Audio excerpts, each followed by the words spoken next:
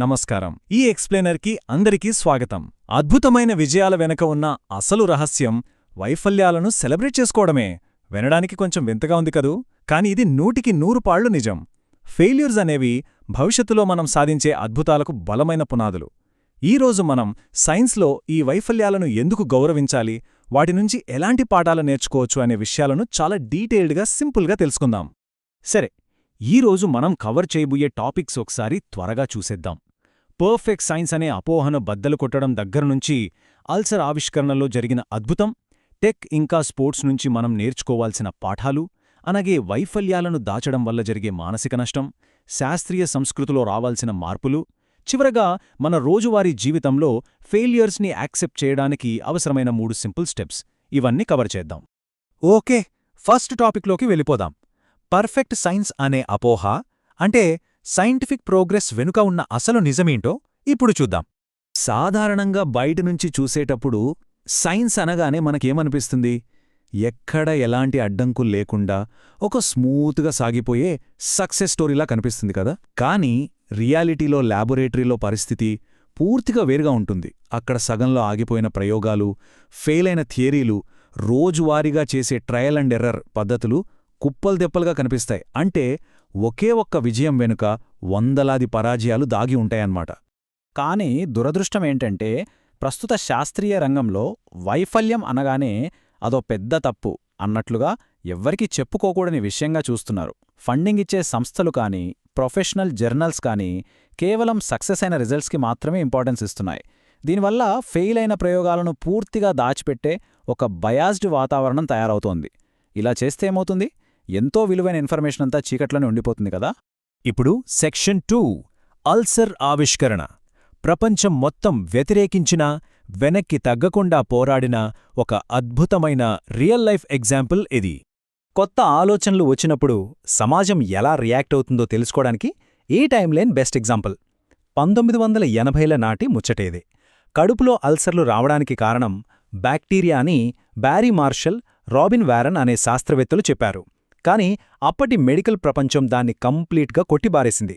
అసలు కడుపులో ఉండే యాసిడ్స్లో బ్యాక్టీరియా బతకడమేంటి అని ఏకతాళి చేశారు. ఇక లాభం లేదనుకుని 1984లో మార్షల్ ఏకంగా ఆ బ్యాక్టీరియా ఉన్న ద్రావణాన్ని తాగి తన థీరీని ప్రాక్టికల్గా నిరూపించారు. ఆ తర్వాతేమైందో తెలుసా? 2005లో వాళ్ళ ఆవిష్కరణకు ఏకంగా నోబెల్ బహుమతి వరించింది. ఇక్కడ అత్యంత ఆశ్చర్యం కలిగించే విషయమేంటంటే, మార్షల్ ఆ బ్యాక్టీరియా ద్రావణాన్ని స్వయంగా తాగడం. తన థీరీ నిజమని తోటి రీసెర్చర్స్కి నిరూపించడానికి, కావాలని తనకు తాను అల్సర్ను తెప్పించుకోవడానికి కూడా ఆయన వెనకాడలేదు. పాత పద్ధతులు కొత్త ఆలోచనను ఎంతలా వ్యతిరేకిస్తాయో, ఆ బ్యారియర్స్ని బ్రేక్ చేయడానికి శాస్త్రవేత్తలు ఎంతటి సాహసాలకు పాల్పడతాలో చెప్పడానికి ఇదొక సజీవ సాక్ష్యం. నిజంగా గ్రేట్ కదా. ఓకే, ఇప్పుడు సెక్షన్ 3కి వెళ్దాం. టెక్నాలజీ మరియు క్రీడల రంగాల నుండి మనం నేర్చుకోవలసిన సింపుల్ పాఠాలేంటి? సెట్బ్యాక్స్ని ఎలా ఎదుర్కోవాలో ఇక్కడ చూద్దాం. మరి ఇలాంటి అడ్డంకులను డీల్ చేయడానికి మనం సైన్స్ పరిధిని దాటి ఇతర రంగాల వైపు కూడా ఓ లుక్కేద్దాం. ట్రెడిషనల్ సైన్స్లో చూస్తే ఫెయిల్యూర్ అంటే ఒక మచ్చలా భావించి దాచిపెడతారు. కానీ టెక్నాలజీ సెక్టార్కొచ్చేసరికి వాళ్ల ఫిలాసఫీ వేరు. Fail fast, fail often. అంటే త్వరగా విఫలమవ్వండి, ఎక్కువగా విఫలమవ్వండి అని నమ్ముతారు. ఇక స్పోర్ట్స్ విషయానికొస్తే ఆటగాళ్లు వాళ్లు చేసిన తప్పులను దాచిపెట్టరు. రీప్లేలను పదే పదే చూసి కోచ్లతో చర్చించి మరీ తమ గేమ్ని ఇంప్రూవ్ చేసుకుంటారు. ఈ టెక్ మరియు స్పోర్ట్స్ విధానాల నుండి మనం పట్టుకోవాల్సిన ఒక ఇంపార్టెంట్ కాన్సెప్ట్ ఉంది.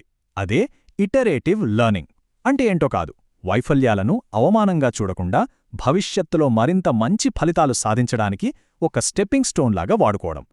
మనం ఒక తప్పు చేసిన ప్రతిసారీ దాన్ని అనలైజ్ చేసి నెక్స్ట్ టైం ఇంకా బెటర్గా ట్రై చేయడమే అసలైన లెర్నింగ్ ప్రాసెస్. ఇక సెక్షన్ 4, ఫెయిల్యూర్స్ని దాచిపెట్టడం వల్ల కలిగే సైకలాజికల్ ఇంపాక్ట్ ఏంటి? ఆ నిశ్శబ్దం వెనుక ఎంత భారం ఉందో ఇప్పుడు చూద్దాం. సరే, అసలు ఈ ట్యాబు వల్ల జరిగే డ్యామేజ్ ఏంటో కొంచెం లోతుగా ఆలోచిద్దాం. ఇక్కడ కింద పడిపోయిన చెస్ పౌన్ చూస్తున్నారు కదా. ఫెయిల్యూర్స్ని దాచిపెట్టడమనేది రీసెర్చర్స్పై చాలా నెగటివ్ ఇంపాక్ట్ చూపిస్తుంది. ఏదైనా ప్రయోగం విఫలమైతే అది సైన్స్లో కామన్ అని అనుకోకుండా తమలో ఉన్న వ్యక్తిగత లోపంగా ఫీలైపోతుంటారు. ముఖ్యంగా కొత్తగా కెరీర్ స్టార్ట్ చేసిన యువ పరిశోధకులైతే, అయ్యో నేను ఫెయిల్ అయ్యాను, ఎవరైనా ఏమనుకుంటారో అని తీవ్రమైన ఆత్మన్యూనతకు గురవుతారు. తప్పులు జరిగితే అంగీకరించే వాతావరణం లేకపోవడం వల్ల చాలా నష్టాలున్నాయి. ముందుగా చెప్పుకున్నట్టు ప్రయోగాలు ఫెయిలైతే అదొక పర్సనల్ ఫెయిల్యూర్గా ఫీలవుతారు. ఈ విపరీతమైన కాంపిటేటివ్ ప్రపంచంలో వాళ్ల కాన్ఫిడెన్స్ దారుణంగా పడిపోతుంది. ఇక కొత్తగా ఆలోచించి రిస్క్ తీసుకుందామన్న ఉత్సాహం పూర్తిగా చచ్చిపోతోంది. వీటన్నింటి వల్ల ఏమవుతుంది? ఓవరాల్గా సైంటిఫిక్ డెవలప్మెంట్ స్పీడ్ తగ్గిపోతుంది. సమాజానికి ఉపయోగపడే ఎన్నో అద్భుతమైన ఐడియాలు, ప్రయోగాలు ల్యాబ్లకే పరిమితమైపోతాయి. నెక్స్ట్ సెక్షన్ 5 శాస్త్రీయ సంస్కృతిలో ఎలాంటి మార్పులు రావాలి? ఒక డైనామిక్, ఇన్నోవేటివ్, అలాగే నిజాయితీ గల వాతావరణాన్ని ఎలా క్రియేట్ చేయాలి? ఈ భయాన్ని పారద్రోలి ఒక పాజిటివ్ కల్చర్ని తీసుకురావాలంటే కొన్ని ముఖ్యమైన మార్పులు జరగాలి. ముందుగా సీనియర్ రీసెర్చర్స్, మెంటర్స్ ఎవరైతే ఉన్నారో వాళ్ళు తమ కెరియర్లో ఎదుర్కొన్న వైఫల్యాల గురించి జూనియర్లతో చాలా ఓపెన్గా మాట్లాడాలి. ఫెయిలైన ప్రయోగాల రిజల్ట్స్ని కూడా పంచుకోవడానికి ప్రత్యేకమైన ప్లాట్ఫామ్స్ ఏర్పాటు చేయాలి. అలాగే రిజిస్టర్డ్ రిపోర్ట్స్ లాంటి సిస్టమ్ని వాడాలి.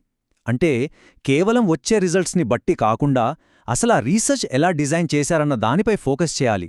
ఒక వ్యక్తి సక్సెస్ అయ్యాడా లేదా అన్న దానికంటే ఆ రీసెర్చ్ క్వాలిటీ ఎలా ఉందనేదే అసలైన కొలమానం కావాలి. ఇక మన ఆఖరి భాగం సెక్షన్ 6 వైఫల్యాన్ని అంగీకరించడానికి రోజువారీ జీవితంలో మనం పాటించాల్సిన 3 సింపుల్ అండ్ ప్రాక్టికల్ స్టెప్స్ ఏంటో చూద్దాం. ఇందాక మనం పెద్ద స్థాయి శాస్త్రీయ సంస్కృతి గురించి మాట్లాడుకున్నాం గదా, మరి దాన్ని మన రోజువారీ జీవితంలోకి ఎలా తెచ్చుకోవాలి? ఇవిగో ఇక్కడ కనిపిస్తున్న ఈ 3 సింపుల్ స్టెప్స్ ఫాలో అయితే చాలు.